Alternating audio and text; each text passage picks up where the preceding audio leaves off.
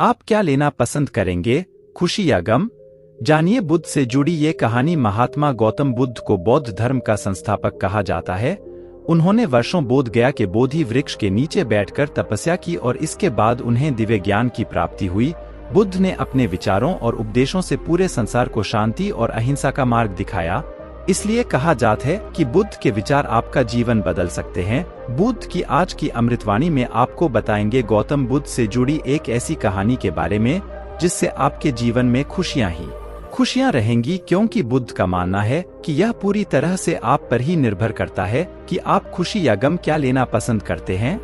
एक बार बुद्ध एक गांव से गुजर रहे थे, लेकिन उस गांव में लोगों के बीच गौतम बुद्ध को लेकर गलत धारणा थी, जिस कारण वो बुद्ध को अपना दुश्मन मानते थे। जब उस गांव में बुद्ध आए तो गांव वाले उन्हें बहुत भला बुरा कहने लगे और बदुआएं देने लगे। लेकिन इसके बावजूद भी बुद्ध गांव वालों की बात शांति से और मुस्कुरा कर चुपचाप सुनते रहे। गांव वालों ने देखा कि उनकी बातों का बुद्ध पर कोई असर नहीं हो रहा है और वे विनम्रता से उनकी बातें सुन रहे हैं। गांव वाले जब बोलते बोलते थक गए तो आखिर में बुद्ध ने कहा कि यदि आप सभी की बातें समाप्त हो गई हो तो मैं अब प्रस्थान करूं। बुद्ध की बात सुनकर गांव वाले हैरान रहे, लेकिन उस भीड़ में एक व्यक्ति ने बुद्ध से कहा कि हमने तुम्हारी कोई प्रसन्नता नहीं की है, हम तुम्हें बदुआएं दे रहे हैं, क्या तुम्हें इससे कोई फर्क नहीं पड़ता? बुद्ध मुस्कुराते हुए बोले, जाओ, मैं आपकी गालियां या बद्दुओं को लेता ही नहीं। आपके द्वारा दी गई गालियों से भला मेरा क्या होगा? जब तक कि मैं आपकी गालियों को स्वीकार ही नहीं करता, इसका कोई परिणाम ही नहीं होगा। जानते हैं, कुछ दिन पहले एक व्यक्ति ने मुझे बहुत सारे उपहार दिए, लेकिन मैंने उसे लेने से मना कर दिया।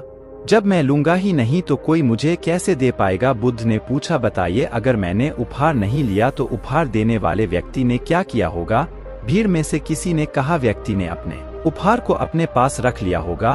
बुद्ध ने कहा, मुझे आप सब पर इसलिए दया आती है क्योंकि मैं आपकी इन गालियों को लेने में असमर्थ हूं और आपकी ये गालियां आपके पास ही रह जाएगी। सीख भगवान गौतम बुद्ध के जीवन से जुड़ी इस कहानी से यह सीख मिलती है कि हम अक्सर अपने दुखों का कारण दूसरों को समझते हैं, लेकिन असल में यह हम पर ही निर्भर करता है कि हम वास्तव में क्या लेना चाहते हैं, खुशी या गम, उदासी या मुस्कान। यकीन मानिए, ये छोटी सी कहानी जीवन में एक बड़ा बदलाव ला सकती है।